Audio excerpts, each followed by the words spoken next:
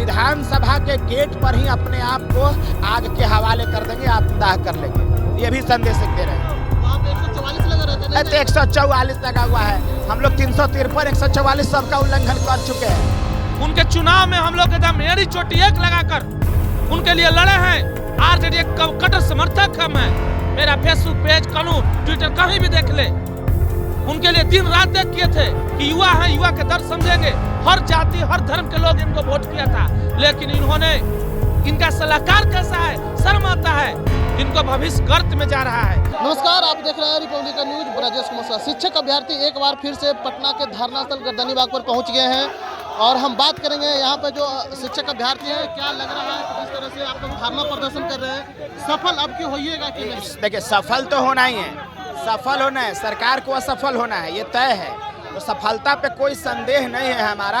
हम आज ये संदेश देने आए हैं कि अगर सभी शिक्षकों के पद 3,38,000 अगर एक मुश्त बहाली नहीं होती है तो इस बार विधानसभा का सत्र नहीं चलने देंगे। और देखिएगा कैसे चला लेती है ये सरकार, नहीं चलने देंगे। पिछला बार भी आपने वादा किया था कि सत्र नहीं चलने देंगे, पिछला बार तो नहीं चला था सत्र, नहीं चला था सत्र। सत्र कहाँ चला था? हमने बाहर देखा था और विपक्ष के सारे नेताओं ने अंदर देखा था, तो चला था कहाँ?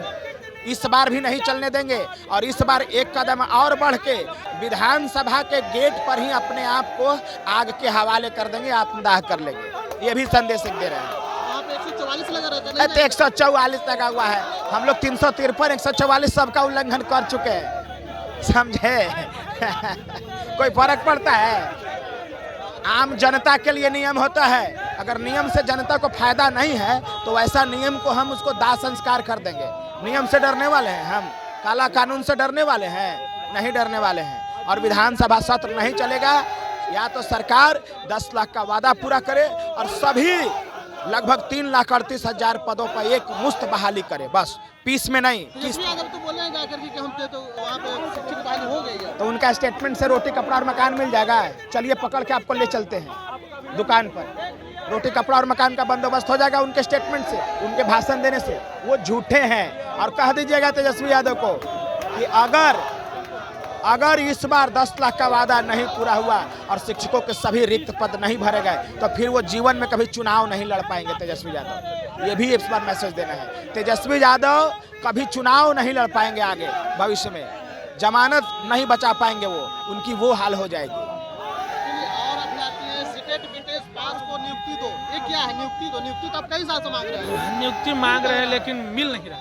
कहाँ नहीं मिला? ये सरकार के गलत नीति और हिटलर शाही के चलते आज तक हमें नियुक्ति पत्र नहीं मिला है। और मैं पूरे अभ्यर्थी, आज 9, 10, 11 3 दिवसीय हम लोग आंदोलन है जिसमें अपनी आवाज को बुलंद करने के लिए सरकार के सामने हम लोग बैठे हुए हैं कि हमारा भी दर्द है। बिहार के स्कूल का तड़प रही है कि स्कूल में शिक्षक आए, गरीब के बच्चों को शिक्षा मिले, लेकिन एक कुर्सी कुमार उर्फ नीतीश कुमार यानी नीतीश चाचा सुनने के लिए तैयार नहीं है। सरकार बदल गई, रूप बदल गई, दुल्हा रहे नीतीश बाबू जो आज तक शिक्षा और स्वास्थ्य पर ध्यान नहीं दिए। सिर्फ शिक्षक अभ्यर्थी और शिक्षा स्वास्थ्य को बर्बाद करने में 100% हाथ नीतीश कुमार के हैं। आज ही वित्त विभाग इन्हीं के पास है। आज ही भी बहाली चाह जाएंगे, बिहार हमारा बहाली हो जाएगा, लेकिन यह इनका चाहत नहीं है कि बहाली हो, शिक्षक अभ्यर्थी के बहाली हो, यही इनका मंशा है।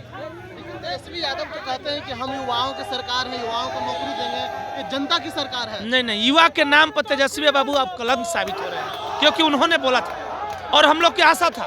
उनके चुनाव में हम लोग एकदम एड़ी चोटी एक लगाकर उनके लिए लड़े हैं। आरजेडी के कट्टर समर्थक हम हैं। मेरा फेसबुक पेज करूं, ट्विटर कहीं भी देख ले। उनके लिए दिन रात देख किए थे कि युवा हैं, युवा के दर्द समझेंगे। हर जाति हर धर्म के लोग इनको वोट किया था, लेकिन इन्होंने, इनका सलाहकार कैसा है, शर्म आता है। इनको भविष्य गर्त में जा रहा है। यदि बहाली नहीं हुआ इस 2023 में मई जून में, तो आने वाला 24 और 25 तेजस्वी जी के काला दिन होगा जो कभी सोचे नहीं होंगे। ऐसे भी जान भी रहे हैं, बिहार का इतिहास है, डिप्टी सीएम कहीं सीएम नहीं हुआ है, जो लगता है कि हाँ, आशु सीएम के बेटा सीएम नहीं हुआ है, ये भी एक सत्य है। क्या लग रहा है कि जिस तरह से शिक्षा मंत्री ने बयान दिया था कि हम सिग्नेचर करके चल गए हैं और सिग्नेचर आप लोग पता करने गए सचिवालय में, तो क्या मिला वहाँ पे? जब हमारे साथियों ने अपर मुख्य सचिव से वार्ता किया, इसमें हमारे 2 STET मेरिट के साथी गए थे, जिसमें उनको साफ ये बोल दिया गया कि जो शिक्षा मंत्री बोले थे वो बिल्कुल बात झूठ है और इन लोगों को डांट दिया गया सचिवालय में। और एक बार फिर इन लोग को झूठ बोल करके गुमराह करने का काम किया गया और हर बार की भांति इस बार भी जुमला ही साबित हुआ। तो हम यही मांग करते हैं कि अब अभ्यर्थियों को गुमराह करने का जो काम कर रहे हैं वो मत करिए। अब अभ्यर्थी जग चुके हैं, अपनी हक और अधिकार के लिए लगातार हम 4 सालों से सड़क पर संघर्ष कर रहे हैं और आगे भी जब तक हम लोग का 7वां चरण का नोटिफिकेशन जारी नहीं हो जाता है, तमाम स्टेट मेरिट अभ्यर्थियों की नियुक्ति की गारंटी नहीं दी जाती है, तब तक हम लोग इसी प्रकार से आंदोलन करते रहेंगे और इस सरकार के खिलाफ में लगातार हम लोग प्रयासरत रहेंगे आंदोलन के लिए। क्या लग रहा है कि आप लोग सचिवालय गए थे तो क्या मिला? क्योंकि शिक्षा मंत्री तो सिग्नेचर करके आ गए थे। जी, शिक्षा मंत्री सिग्नेचर मुंह से कर देते हैं, वो मुँह से कर देते हैं शिक्षा मंत्री सिग्नेचर, और वो ट्वीट करके बहाल भी कर देते हैं। लेकिन सचिवालय जाइए तो आपको सचिव का बात कुछ अलग होता है। वो कहते हैं कि शिक्षा मंत्री बोल देते हैं और यहाँ पे कुछ होता नहीं है, बच्चा के हमारे माथे खाते हैं, हमसे पूछते हैं। तो हम लोग स्पष्ट करना चाहते हैं कि आप बरगलाना बंद कीजिए, शिक्षा मंत्री ट्वीट खेलना बंद कीजिए, मुँह से बहाली देना बंद कीजिए, तुरंत आप 7वां चरण का नोटिफिकेशन लाइए और हम लोग की बहाली सुनिश्चित कीजिए। क्या लग रहा है कि जिस तरह से तेजस्वी यादव ने भी जाकर के ऐलान किया था कि हम बहाली बहुत जल्द होगी, जी, और कल हमने प्रवक्ता से भी बात किया था, जी, उन्होंने बोला कि बहुत जल्द हो जाएगा। ये पिछला जब से सरकार बने 7 महीनों से लगातार वैसे ही बयानबाजी करते आ रहे हैं और उससे पहले भी जब शिक्षा मंत्री जो उससे पहले के थे वो भी ऐसे ही बयानबाजी करते थे, लेकिन धरातल पर कुछ नहीं करते।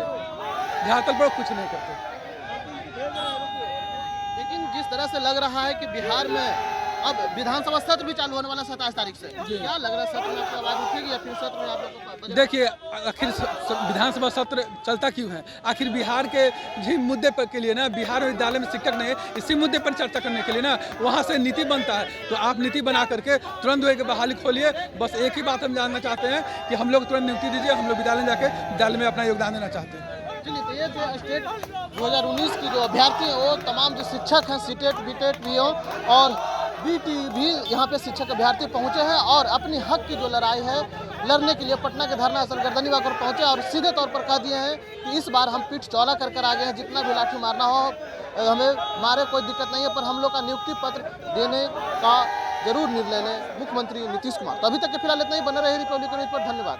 रिपब्लिकन न्यूज़ के साथ जुड़ने के लिए सब्सक्राइब बटन दबाकर चैनल को सब्सक्राइब करें। नोटिफिकेशन प्राप्त करने के लिए यहाँ बेल को दबाएं। वीडियो अच्छा लगे तो लाइक करें और दोस्तों के साथ शेयर करना ना भूलें।